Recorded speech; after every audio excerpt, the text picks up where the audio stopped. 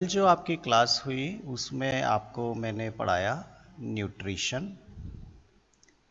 और न्यूट्रिशन में हम जान रहे थे कि एनिमल अपना फूड कैसे लेते हैं। हमने अमीबा के बारे में भी पढ़ा कि अमीबा उसके पास होते हैं स्यूडोपोडिया, जिनकी मदद से वो अपने फूड को अंदर लेता है और न्यूट्रिशन करता है।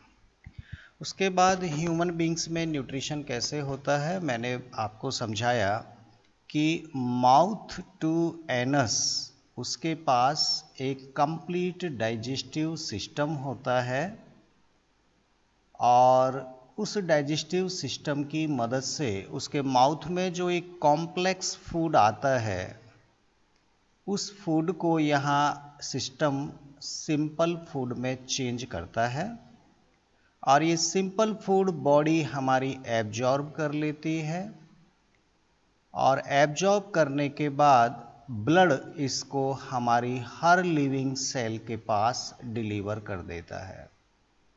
तो हमारी हर लिविंग सेल को अपना न्यूट्रिशन, अपना फूड मिल जाता है और जो बचा कुचा वेस्टेज है थ्रू द एनस वो बॉडी से बाहर हो जाता है। वेस्ट बाहर हो जाएगा, जो यूजफुल एब्जॉर्ब फूड था जो सिंपल फॉर्म में चेंज हो गया था वो हमारी बॉडी को मिलना शुरू हो जाता है।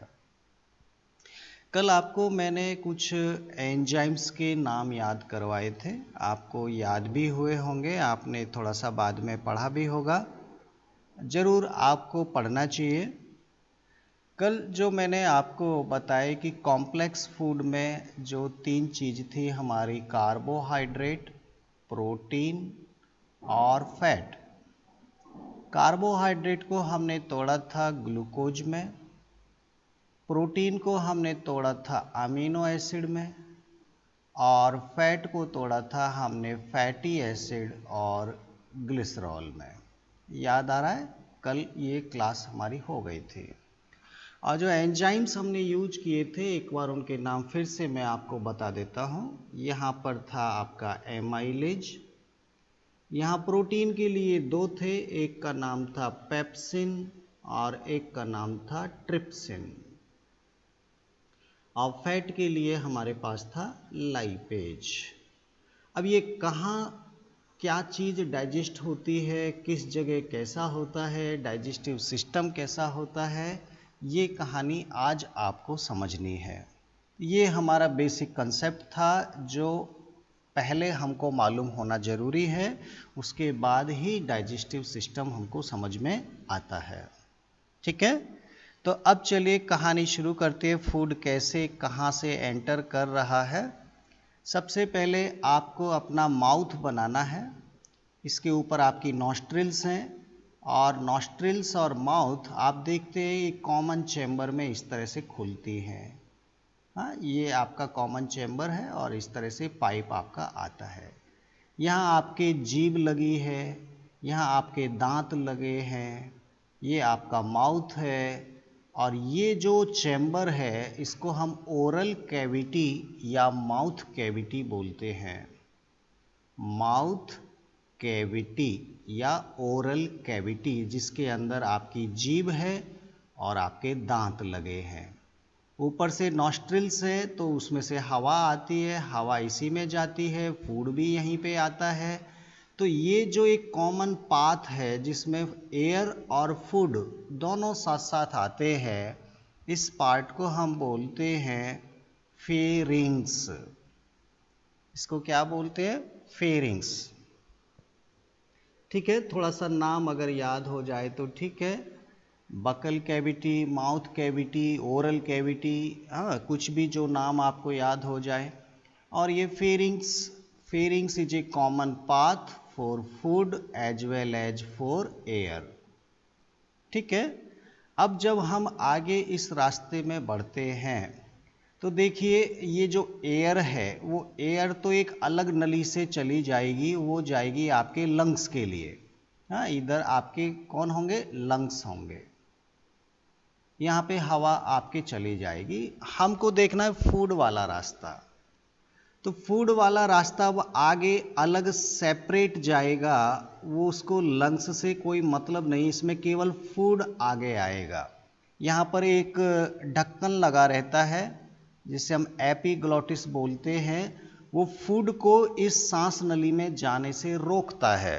केवल एयर जा सकती है लंग्स में, लंग्स में ना तो पानी जाएगा ना हमारा फूड जाएगा, केवल एयर जाती है और बाकी जो फूड है वो फूड इस पाइप के माध्यम से इधर आएगा, इस रास्ते पे आएगा। अलग अलग अब दो रास्ते हो गए। तो यहां पर जो ये पाइप है जिसमें होके केवल फूड जा रहा है, इस पाइप को हम बोलते हैं ईसोफेगस। इस पाइप को क्या बोलते हैं? ईसोफेगस। फेरिंग्स हो गया, फेरिंग्स के बाद ईसोफेगस हो गया, इधर ये माउथ हुआ था, इधर ये नॉस्ट्रिल्स थे। नॉस्ट्रिल्स की कहानी अभी समझनी नहीं है, ये बाद में हम देखेंगे। लंग्स की कहानी भी नहीं समझनी, ये भी बाद का टॉपिक है, बाद में इसको पढ़ेंगे, इसलिए मैं इसको यहाँ से हटा देता हूँ, ठीक है, ताकि ये हमको बाद में समझने को मिलेगा। तो फिलहाल इस पाइप को मैंने अब सीधा सीधा बना दिया, हालांकि इसमें से वो सांस नली जाएगी, लेकिन अब मैंने इसको सीधा बोल दिया कि फूड माउथ से जो आया, वाकई में वो फूड कैसा था? वो कॉम्प्लेक्स फूड था। वो आया तो इस पाइप में आ गया, फेरिंग्स से होते हुए ईसोफेगस में आ गया। अब जो ईसोफेगस आपका है एक बड़े से चैम्बर में जाके खुलता है, इस तरह का एक बड़ा सा चैम्बर यहाँ पे इसको मिलता है, एक बड़ा सा कमरा मिलता है, और इस बड़े से चैम्बर को हम क्या बोलते हैं? इसको हम बोलते हैं स्टोमक, ठीक है, स्टोमक मिलता है। और स्टोमक के बाद यहाँ फिर से एक पाइप निकलेगा और ये यू शेप का बनता है, पहले इधर से ये यू शेप में इस तरह से आता है, और फिर ये काफ़ी कॉइलिंग करता है इस तरह से। अब ये मान लीजिए मैंने बहुत सारी कॉइलिंग कर दिया है, इस पाइप को हम बोलते हैं स्मॉल इंटेस्टाइन, इस पाइप को बोलते हैं स्मॉल इंटेस्टाइन। ये नाम थोड़ा याद करते चलिए, ठीक है। अब यहाँ पे थोड़ा सा ये स्पेस मुझे कम लग रहा है, लेकिन कोई बात नहीं, हम यहीं पे थोड़ा बनाने की कोशिश करते हैं। ये जो आपका पाइप है स्मॉल इंटेस्टाइन का, यहाँ पर एक मोटे से बड़े पाइप में ये खुलता है, एक मोटा सा बड़ा पाइप है जिसमें ये खुलता है, इतना बड़ा पाइप है। ये मैं थोड़ा अलग रंग से इसलिए बना रहा हूँ ताकि आपको समझ में आए। ये जो आपका बड़ा पाइप है वो इस तरह से एक ये पोजीशन में आता है और इस तरह से बड़ा होकर यहाँ पर एक कॉमन चैम्बर में आके खुलता है, इस तरह से। देखिए ये थोड़ा सा हम यहाँ से हटा के अगर ऊपर बनाएं, इसी डायग्राम को सेम अगर मैं बनाऊं, तो ये आपका स्मॉल इंटेस्टाइन इस तरह से आ रहा है, ये स्मॉल इंटेस्टाइन, ठीक है। और स्मॉल इंटेस्टाइन किस में खुलता है? एक अलग रंग से बना देते हैं, एक बड़े से पाइप में खुलता है। ये एक बड़ा सा पाइप है, ये बड़ा पाइप इस तरह से बेंड होते हुए, ये ज़्यादा नहीं होता बेंड, इस तरह से होता है बस, ये ज़्यादा बेंड नहीं होता। और ये जो लास्ट टर्मिनल है दैट इज एनस, इसको क्या बोलते हैं? एनस। तो स्मॉल इंटेस्टाइन से जो फूड आएगा वो स्मॉल इंटेस्टाइन से फूड आते आते एक बड़े चौड़े पाइप में जाके खुलता है। इस रेड कलर के पाइप को हम बोलते हैं लार्ज इंटेस्टाइन, इसको बोलते हैं लार्ज इंटेस्टाइन, ठीक है। तो ये एक डायग्राम आपको समझ में आना चाहिए, तभी हमको पूरा डाइजेस्टिव सिस्टम समझ में आएगा। सबसे पहले फूड आता है नंबर 1 माउथ कैविटी में, नंबर 2 फूड पहुंचता है फेरिंग्स में, फेरिंग्स से फूड पहुंचता है नंबर 3 ईसोफेगस में, और फिर पहुंचता है नंबर 4 स्टोमक में। यहाँ पे फूड आएगा। यहाँ पर फूड लगभग 4 से 5 घंटे रुकता है। 4 से 5 घंटे इधर रुकता है इस बड़े से कमरे में। और यहाँ पर फूड जो जाएगा, कुछ मसल्स का फंक्शन मैं बताऊंगा, धीरे धीरे एक एक करके हम आगे समझेंगे। पहले ये रास्ता समझ में आना चाहिए। फूड जब स्टोमक से जाएगा तो एंटर करेगा स्मॉल इंटेस्टाइन में, मतलब 5 नंबर का पार्ट हमारा ये हो गया। और स्मॉल इंटेस्टाइन से ये जाएगा तो ये लार्ज इंटेस्टाइन, ये पार्ट नंबर 6 हो गया। और लार्ज इंटेस्टाइन से जो वेस्टेज है वो थ्रू द एनस बॉडी के बाहर हो जाता है। तो ये कंप्लीट एक डाइजेस्टिव सिस्टम है ह्यूमन बींग्स का। माउथ से लेकर एनस तक का जो पार्ट है ये हमारा डाइजेस्टिव सिस्टम कहलाता है। पहले तो ये ही समझ में आना चाहिए। अब इसमें जो वो केमिकल मिक्स किए जाएंगे जो फूड को तोड़ते हैं, जिनको हमने कल क्या नाम दिया था, एंजाइम। वो एंजाइम कहाँ कहाँ सीक्रेट होते हैं वो हमको समझना है। तो सबसे पहले मैं बात करता हूं कि एंजाइम किस किस जगह पर सीक्रेट होते हैं। सबसे पहली बात आएगी नंबर 1, माउथ कैविटी के अंदर। पहले एंजाइम तो हमारी माउथ कैविटी में ही आते हैं सलाइवा के साथ। नंबर 1 पोजीशन याद रखना दिमाग में। जो सलाइवा यहाँ पे आता है जिसे आप लार बोलते हैं, उस सलाइवा के अंदर भी डाइजेस्टिव एंजाइम होते हैं। नंबर 2 जो केमिकल डाइजेस्टिव एंजाइम्स हैं वो ये स्टोमक की जो दीवार है, जो वॉल है, यहाँ पे जो सेल हैं इसकी दीवारों में, वो भी केमिकल रिलीज करते हैं। और स्टोमक की वॉल को हम बोलते हैं गैस्ट्रिक ग्लैंड। एक्चुअली यहाँ पर जो ग्लैंड हैं जो सीक्रेशन करती हैं उन्हें बोलते हैं हम गैस्ट्रिक ग्लैंड।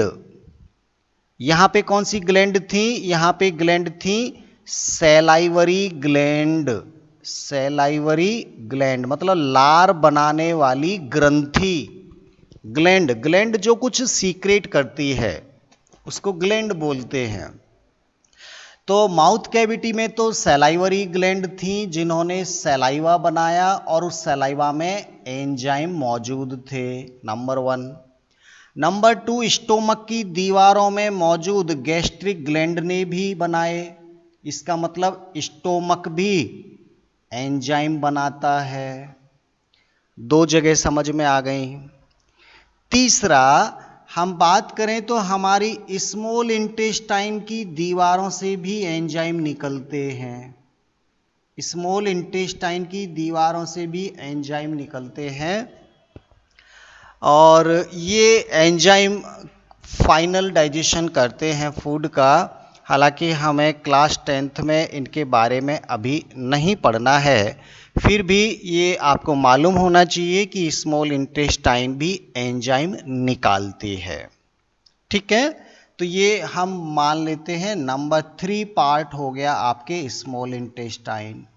लेकिन इनके अलावा और दूसरी डाइजेस्टिव ग्लैंड भी होती हैं जो फूड के अंदर इस स्मॉल इंटेस्टाइन में यहाँ पर अपना सीक्रेशन देती हैं। ये जो मैंने यू शेप का बनाया ना, यहाँ पर एक ग्लैंड है, ये एक ग्लैंड है और ये एंजाइम बनाती है।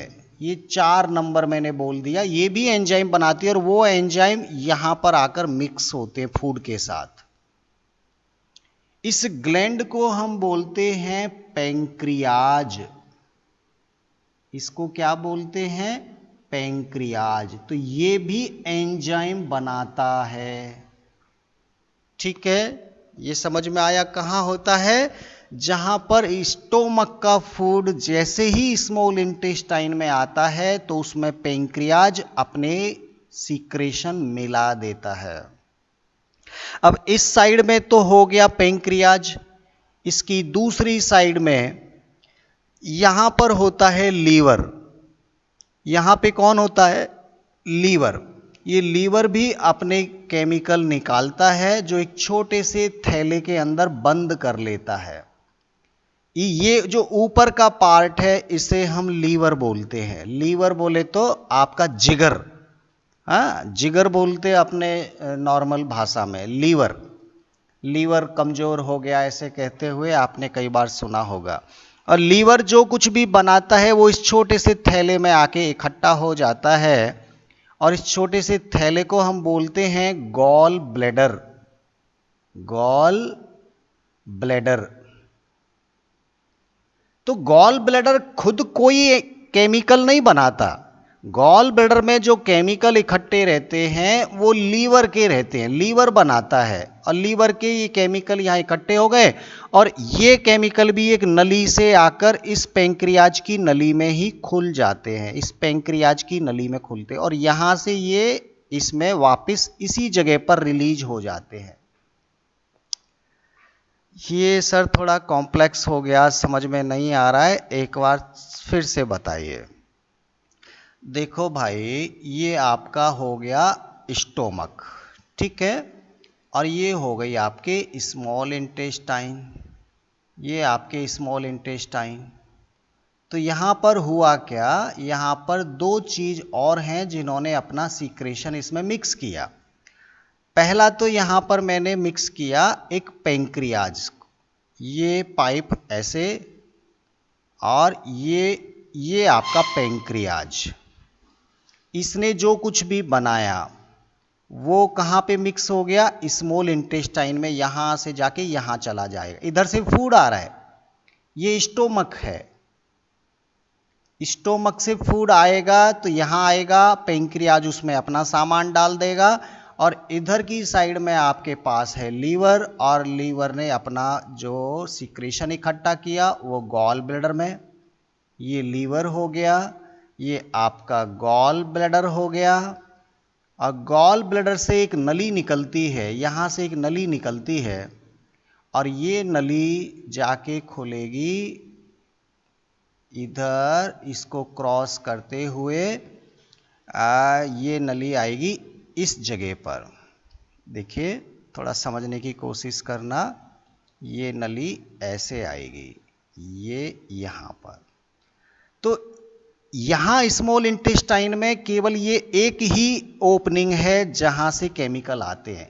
इसके केमिकल आएंगे तो इसमें होके आएंगे, यहाँ से आएंगे और इधर आ जाएंगे और इसके केमिकल भी ऐसे आएंगे। तो ये पोजीशन है हमारे लीवर की, हमारे स्टोमक की, हमारे पैंक्रियाज की। पैंक्रियाज भी एंजाइम बनाता है। हमारा स्टोमक की दीवार ये भी एंजाइम बना रही थी। हमारा लीवर ये कुछ अलग केमिकल बनाता है जिसके बारे में हम बाद में बात करेंगे। हालांकि इस केमिकल में कोई भी एंजाइम नहीं होता, एंजाइम नहीं होता, लेकिन बड़े काम की चीज निकालता है लीवर। हाँ एंजाइम नहीं होता उसमें, लेकिन वो डाइजेशन के लिए बहुत जरूरी है वो केमिकल जो लीवर बनाता है। और खुद ये आपके स्मॉल इंटेस्टाइन की दीवार जो है वो भी एंजाइम निकालती है। जो कुछ इनसे बच जाएगा, बचे कुचे को ये तोड़ देंगे और फाइनली आपका स्मॉल इंटेस्टाइन में फूड कंप्लीट टूट जाता है। तो कंप्लीट डाइजेशन किस जगह पर हो जाता है? कंप्लीट डाइजेशन की अगर कोई आपसे जगह पूछे कहाँ हो जाता है तो आंसर आएगा स्मॉल इंटेस्टाइन में कंप्लीट डाइजेशन हो जाता है, स्मॉल इंटेस्टाइन में।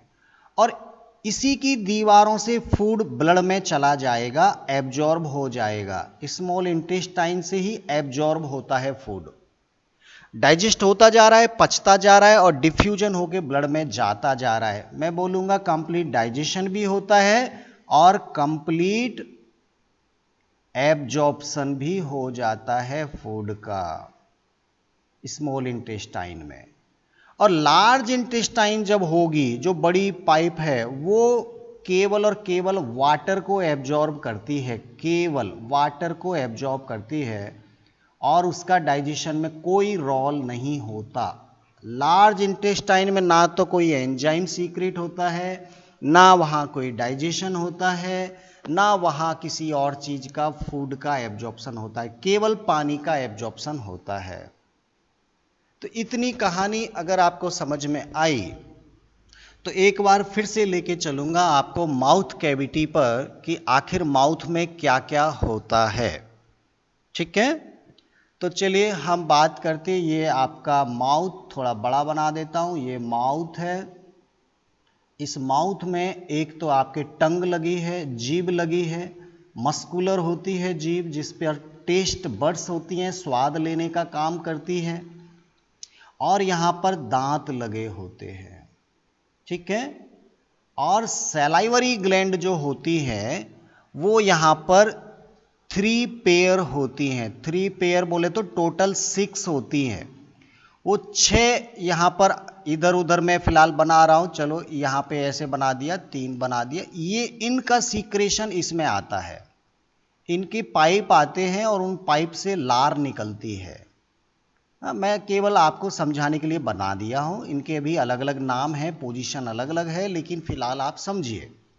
सैलाइवरी ग्लैंड का सीक्रेशन सैलाइवा आपके लार के रूप में इस ओरल कैविटी में आता है। अब देखते हैं उस सैलाइवा का फंक्शन क्या है, क्या उसमें होता है। जो फूड आपने खाया वो लगभग ड्राई या सेमी सॉलिड होता है, सेमी सॉलिड होता है। ठीक है, उस फूड में सैलाइवा मिक्स हो जाएगी। फूड के साथ क्या मिक्स हो जाएगी? सैलाइवा। सैलाइवा कहाँ से आई? सैलाइवरी ग्लैंड ने बनाई, वो आ गई इसमें। जैसे ही फूड खाएंगे अपने आप लार आना शुरू हो जाता है। हमारी बॉडी में ऐसे फंक्शन है कि जैसे ही फूड आता है अपने आप, आपको कुछ करने की जरूरत नहीं है, लार अपने आप आना शुरू हो जाता है। और जैसे ही फूड में सलाइवा मिक्स होता है तो हम कहेंगे थोड़ा ये और डाइल्यूट हो जाता है, इसमें वाटरी कंटेंट और बढ़ जाता है। और सलाइवा में एक एंजाइम होता है, सलाइवा में क्या होता है? एंजाइम होता है जिसका नाम है सैलाइवरी एमाइलेज। उस एंजाइम का नाम क्या है? Salivary amylase. और हमको पता है कि एमाइलेज क्या करता है? एमाइलेज क्या करता है? ये कार्बोहाइड्रेट को ग्लूकोज में चेंज करता है, हमको मालूम है। ठीक है, तो कौन सा एमाइलेज है? चूंकि ये सैलाइवा में पाया जा रहा है इसलिए इसको सैलाइवरी एमाइलेज बोल दिया। केवल एक एंजाइम यहां पर होता है जो डाइजेशन में मदद करता है। डाइजेशन के लिए केवल एक एंजाइम सैलाइवा में होता है जिसका नाम है सैलाइवरी एमाइलेज। कई बुक में इसी एंजाइम को टाइलिन भी लिखा गया है। एक ही बात है ये, टाइलिन। टाइलिन कोई अलग नहीं है, सैलाइवरी एमाइलेज को ही टाइलिन बोल देते हैं। और क्या होता है यहां पे? जो फूड आपने सेमी सॉलिड खाया, ये जो टंग है, आपकी जो जीभ है, उस फूड को इधर उधर लपेट लपेट कर दांतों के बीच में लाती है और दांत उसका मैकेनिकल डाइजेशन करते हैं, उसको छोटे छोटे टुकड़ों में तोड़ते हैं। मैकेनिकल डाइजेशन, यहां कोई केमिकल डाइजेशन नहीं हो रहा है।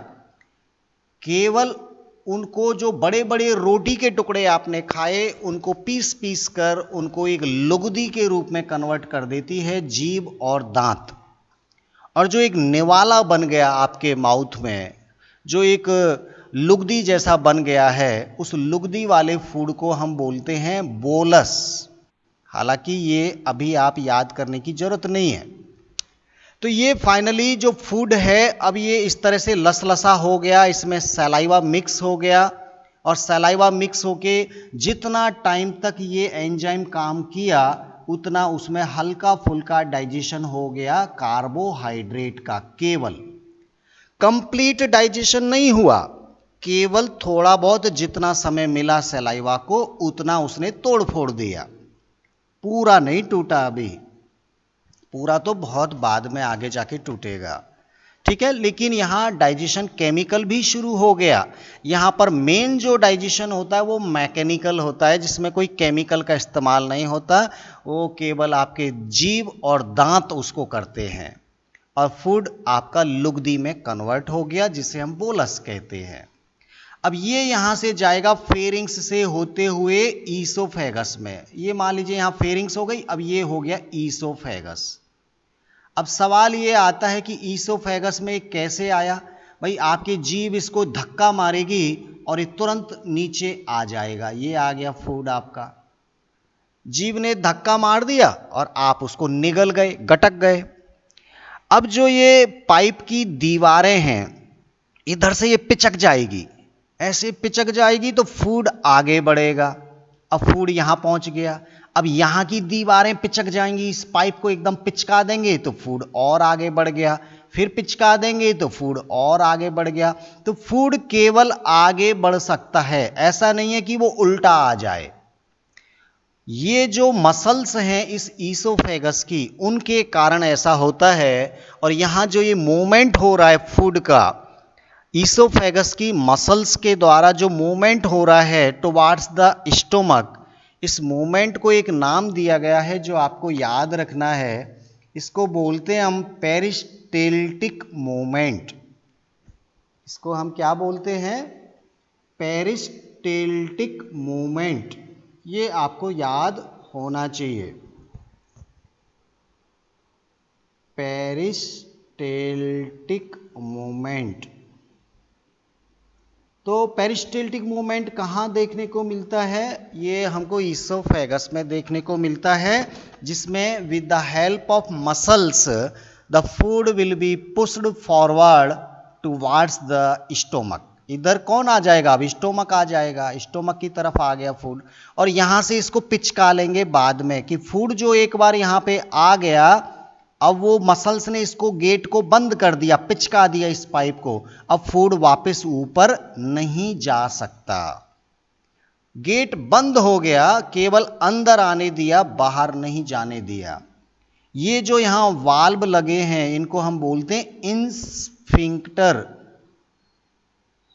इन्स्फिंक्टर बोलते हैं। ये याद हो जाए तो ठीक है, बाकी ज्यादा रटने की जरूरत नहीं है। Actually, some muscular movement will prevent the backflow of the food.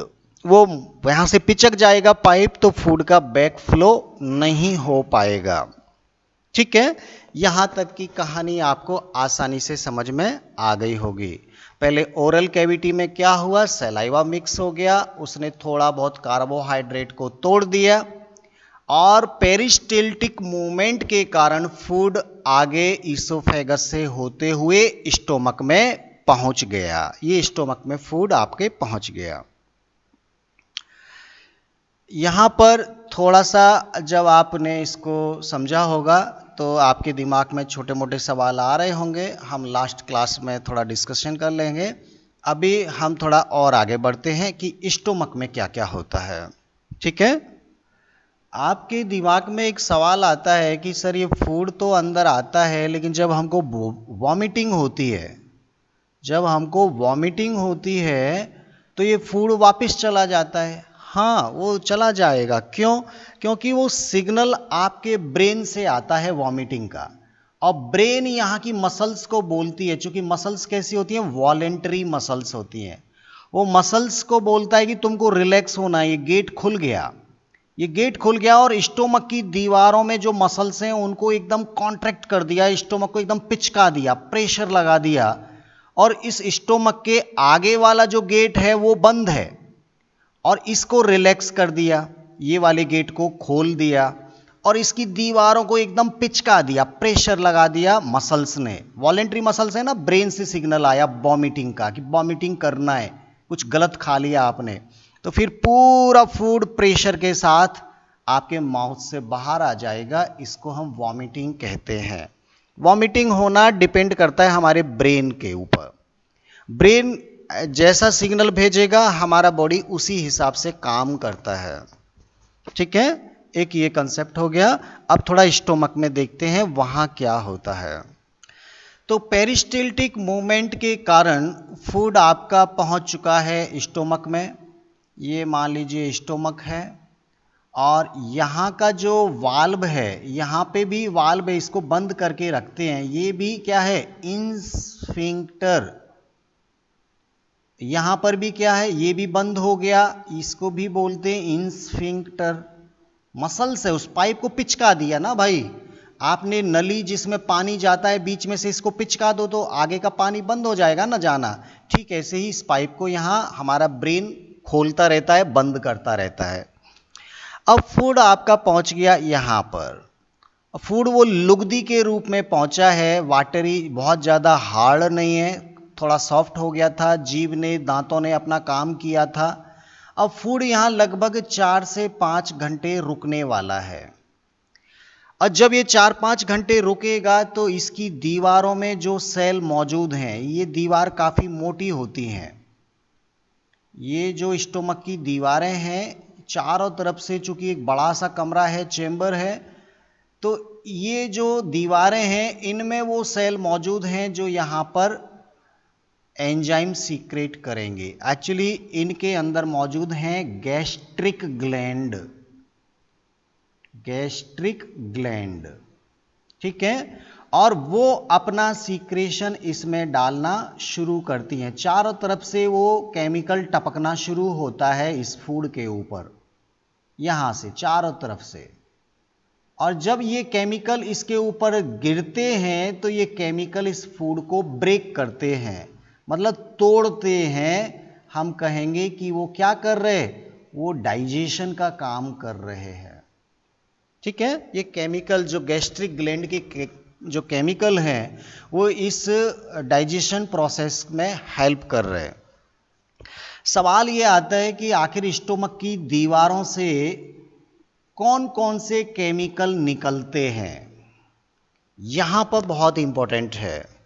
Actually इस स्टोमक की दीवारों में जो गैस्ट्रिक ग्लैंड हैं, वो गैस्ट्रिक ग्लैंड 3 तरह के केमिकल बनाती है। 3 तरह के केमिकल आएंगे इसमें। कौन कौन से आएंगे उनके नाम याद रखने। नंबर 1, पहला जो केमिकल होगा उसका नाम है हाइड्रोक्लोरिक एसिड। वो एंजाइम नहीं है, वो तो एक तेजाब है, एसिड है। जो टॉयलेट साफ करते हैं एसिड होता है, ठीक ऐसे ही ये एक एसिड है जिसे बोलते हैं हाइड्रोक्लोरिक एसिड। इसका मतलब हमारी बॉडी एसिड बनाती है, स्टोमक के अंदर एसिड बनता है हाइड्रोक्लोरिक एसिड नाम का। और एसिड किसी भी चीज को जला सकता है, बर्न कर सकता है, और जब वो फूड के ऊपर गिरेगा तो इस फूड को एकदम सॉफ्ट बना देगा, एकदम एक पेस्ट जैसा बना देगा, क्योंकि केमिकल बहुत ये स्ट्रॉन्ग वाला केमिकल है। और इस केमिकल में किसी भी चीज को आप डालेंगे तो वो वैसे गलने लगती है, तो ये जो फूड है ये भी गलने लगता है। हाइड्रोक्लोरिक एसिड इसको गलाना शुरू कर देता है।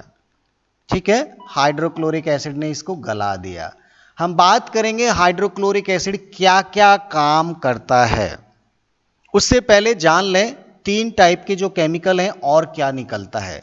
दूसरा, यहां पे जो केमिकल है वो निकलता है म्यूकस। म्यूकस एक चिपचिपा एक लिक्विड है, जैसे आपकी नाक के अंदर म्यूकस निकलता है, ऐसे ही इस स्टोमक की दीवारों से भी चिपचिपा सा फ्लूइड निकलता है, उसको हम म्यूकस बोलते हैं। और तीसरा जो इसकी दीवारों से निकलता है वो एक एंजाइम है। ध्यान देना, केवल यही एंजाइम है, केवल एक, जिसका नाम है पेप्सिन। जिसका नाम क्या है, पेप्सिन।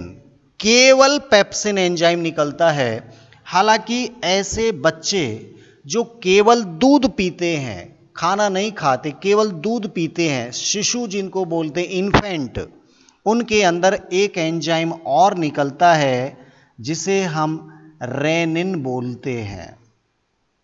और ये अलग अलग काम करते हैं। हमको मालूम है पेप्सिन क्या करेगा, इस फूड में जो प्रोटीन है उस प्रोटीन को तोड़ने का काम करेगा।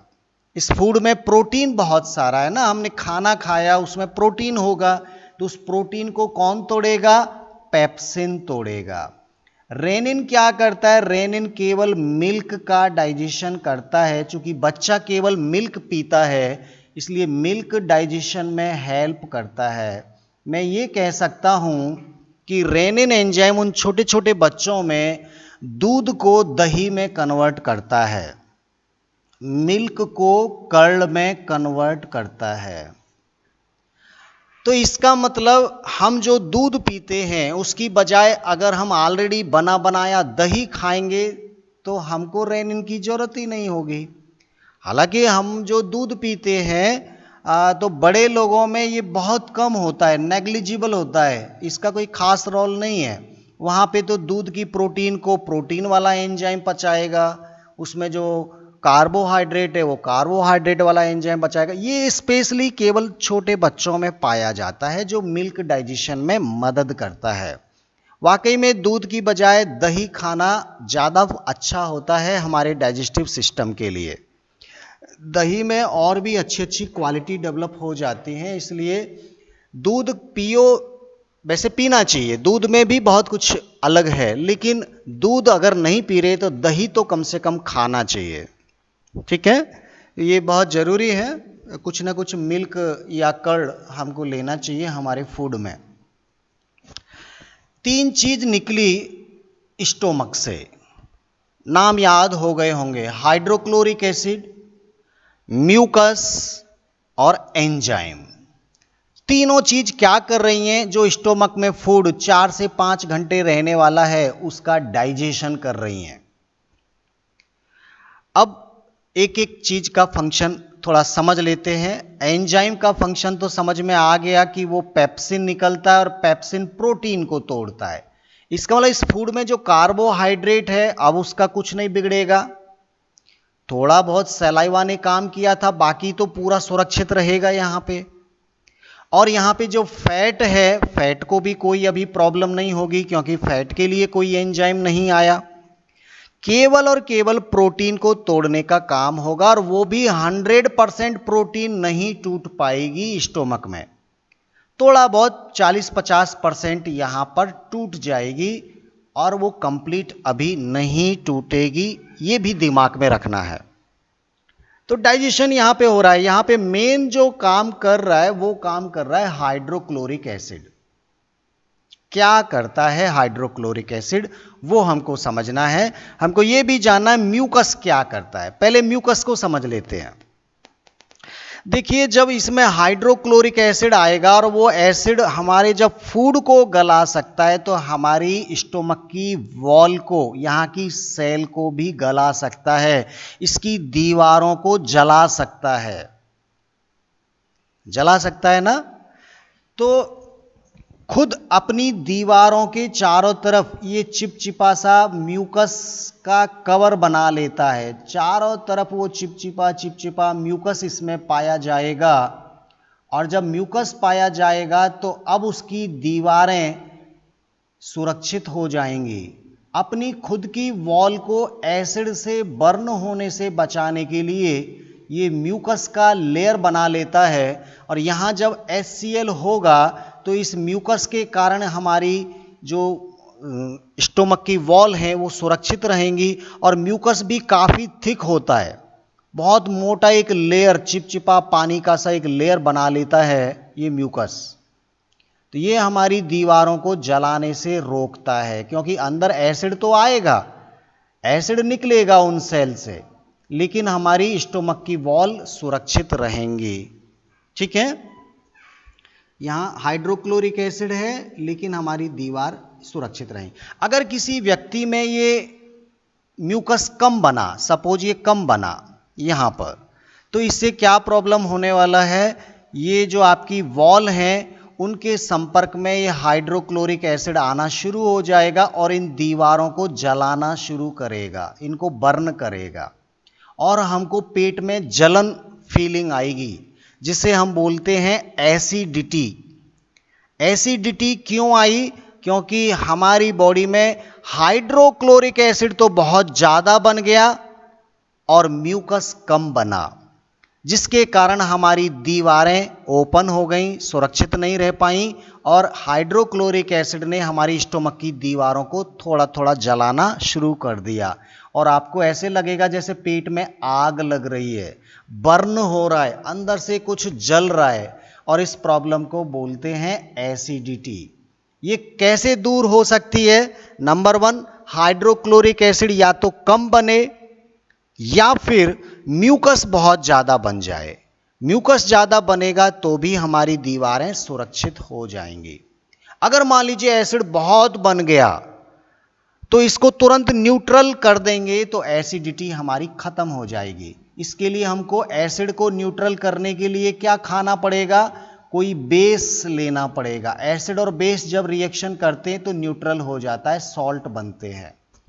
तो हम बाहर से क्या खा लेंगे? जैसे पेट में जलन हो रही है, हमने इनो खा लिया। इनो, मैं किसी कंपनी का प्रचार नहीं कर रहा हूं, लेकिन इनो में क्या होता है? बेस होता है।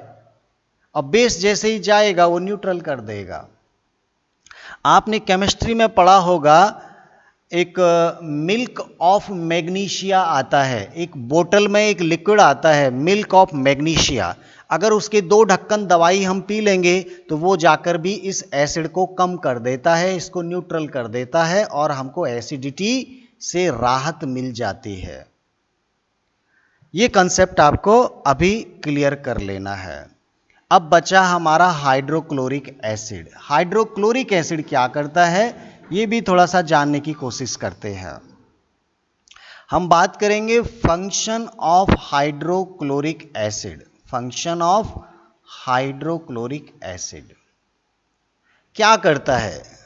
नंबर 1, जो आपने हार्ड फूड खा लिया उसको एकदम पिघला देगा, उसको गला देगा, उसे सॉफ्ट फूड में चेंज कर देगा। जैसे आप मान लीजिए चिकन मटन कुछ खा रहे या कुछ बहुत हार्ड चीज फूड के साथ चली गई तो पेट में जाने के बाद आपको डरने की बात नहीं है, हमारा जो एसिड है वो उसको जला देगा, उसको सॉफ्ट कर देगा। हाँ, आपने लोहे का सिक्का निगल लिया तो लोहे को इतना थोड़ी जल्दी जला पाएगा, वो तो आपको निकलवाना पड़ेगा डॉक्टर के पास जाके। ध्यान देना, केवल फूड को ये सॉफ्ट में कन्वर्ट कर सकता है, ये बहुत इंपॉर्टेंट फंक्शन है। नंबर 2, ये उस एंजाइम को भी एक्टिवेट करता है। एंजाइम को एक्टिवेट करता है जो यहां पर प्रोटीन को डाइजेस्ट कर रहा है। कौन सा एंजाइम? यहां पे कौन सा एंजाइम है? पेप्सिन। पेप्सिन तब तक काम नहीं करेगा जब तक उसको एसिड नहीं मिल जाएगा। एसिड ही उसको तैयार करता है काम करने के लिए कि भैया तुम अब काम करो, अपना प्रोटीन को डाइजेस्ट करो। तो मैं ये बोल सकता हूं कि ये पेप्सिन को एक्टिवेट करने का काम करता है। नंबर 3, ये प्रोटेक्शन करता है पैथोजेंस से। प्रोटेक्शन फ्रॉम पैथोजेंस, ये प्रोटेक्शन भी करता है। जैसे आपने जो फूड खाया, वो फूड मान लीजिए बासा फूड था, उसमें बैक्टीरिया थे या छोटा मोटा इन्फेक्शन था और वो फूड निगल के आपके स्टोमक में आ गया, इस स्टोमक में वो फूड आ गया, तो वो बैक्टीरिया अगर आगे जाएंगे तो वो आपको इन्फेक्शन कर देंगे। लेकिन जैसे ही उनके ऊपर हाइड्रोक्लोरिक एसिड गिरेगा, उन बैक्टीरिया के ऊपर, उस फूड के ऊपर, तो एसिड क्या करेगा? गंगा जल का काम करेगा, मतलब उन बैक्टीरिया को मार देगा। जो भी फूड के साथ बैक्टीरिया गए, हाइड्रोक्लोरिक एसिड उनको किल कर देता है, मार देता है, क्योंकि वो एसिड है। एसिड में डूब के वो पवित्र हो जाते हैं बैक्टीरिया, और इस तरह से ये हमारी उस इन्फेक्शन से सुरक्षा करता है हाइड्रोक्लोरिक एसिड। आई थिंक आपको ये फंक्शन समझ में आए होंगे, लेकिन जब भी ये फंक्शन आएंगे कम से कम 2 नंबर में आपसे पूछेगा, और जब भी 2 नंबर में पूछे तो कम से कम 4 पॉइंट आपको लिखना चाहिए। मेन फंक्शन तो यही है 3, 1 2 3, लेकिन हमको एक चौथा फंक्शन भी अगर बनाना पड़े तो फिर हम कुछ ना कुछ तोड़ मरोड़ के बनाने की कोशिश कर सकते हैं। हाइड्रोक्लोरिक एसिड और क्या कर सकता है? हाइड्रोक्लोरिक एसिड और कुछ कर ही नहीं सकता है।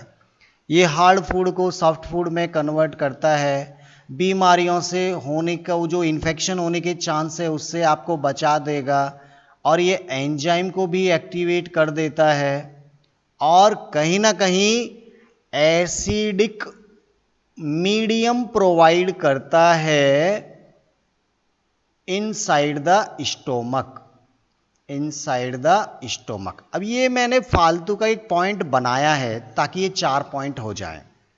एक्चुअली इसके अंदर पूरा जो माहौल बना दिया वो पूरा माहौल कैसा हो गया, एसिड वाला हो गया। तभी तो फूड यहां आसानी से पच जाएगा, गल जाएगा, और आगे उस पर एंजाइम आसानी से काम करेंगे और हमारे लिए एब्जॉर्ब होने लायक फूड तैयार हो जाएगा। तो ये कुछ डाइजेशन प्रोसेस था जो स्टोमक में होता है। कल की क्लास में हम बात करेंगे, जब भी नेक्स्ट क्लास होगी, कि स्मॉल इंटेस्टाइन में जो पेंक्रियाज था उसके सीक्रेशन क्या काम करते हैं और लीवर का सीक्रेशन क्या काम करता है। लीवर और पेंक्रियाज की कहानी हम अगली क्लास में पढ़ेंगे और बात करेंगे कि फूड कैसे एब्जॉर्ब होगा, फूड आगे और उसका क्या होने वाला है। अभी तक हम माउथ कैविटी बात कर लिए, ईसोफेगस बात कर लिए और स्टोमक की बात कर लिए। तो नेक्स्ट क्लास में हम लोग जब मिलेंगे तो आगे का काम शुरू करेंगे।